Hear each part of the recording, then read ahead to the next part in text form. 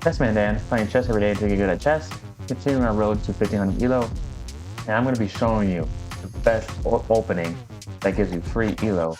And what is that? The Vienna Gambit. So I'm here covering the game, the Vienna game. So Vienna starts e4, e5, knight to c3. Here my opponent pushes his bishop to b4. This is a very common, you'll see this a lot when you play the Vienna. And there's a specific way in which you deal with this. How do you deal with this? Well, Gotham Chess recommends go d4. Why? Because you are enticing your opponent to take the bishop, or to take the knight, and you are establishing two pawns in the center. So after he takes the knight take, is that after e takes c4, c takes c4, now you have two pawns in the center and you undouble. Opponent goes c6, bishop d3, d5. This is called like a building block attack, where you pawn to c6. It's just a preparatory move to push his pawn to d5. I go e5. I've decided to push. No point in breaking the center right now and doubling my pawns. Opponent goes e7, knight f3, and he goes bishop f5. Now, I castle.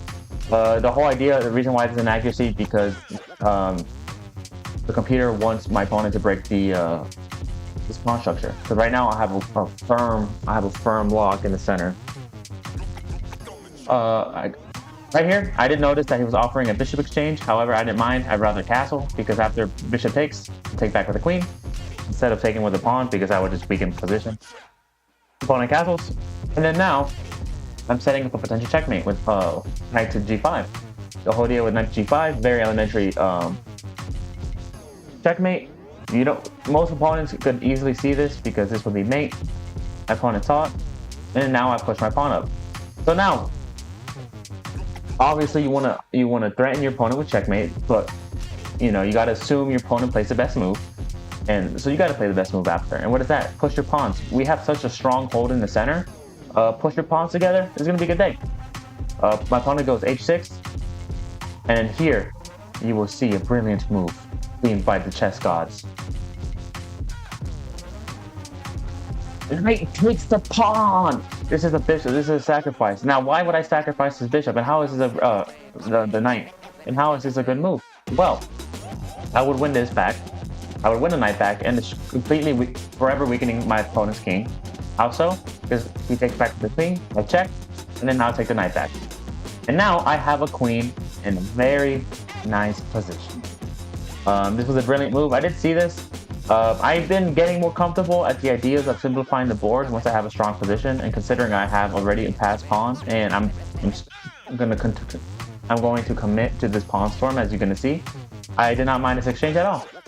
I now push a pawn again, and now my opponent offers a queen exchange. Knight take. The computer wants me to move back. I didn't mind it, because I'm suffocating my opponent. And as long as I continue to suffocate in the proper way, it's going to be a good day. My opponent takes back with a rook. I go e6, threatening the rook. He goes back.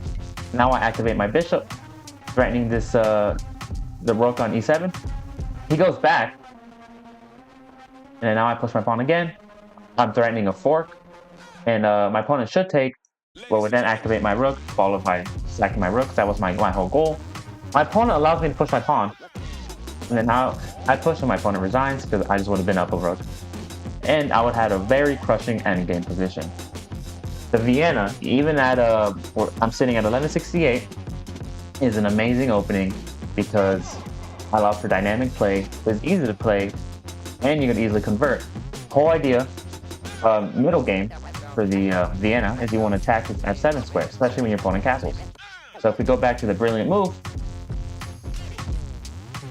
right? The whole idea is we need to weaken the square, and how you do it? By a knight sacrifice.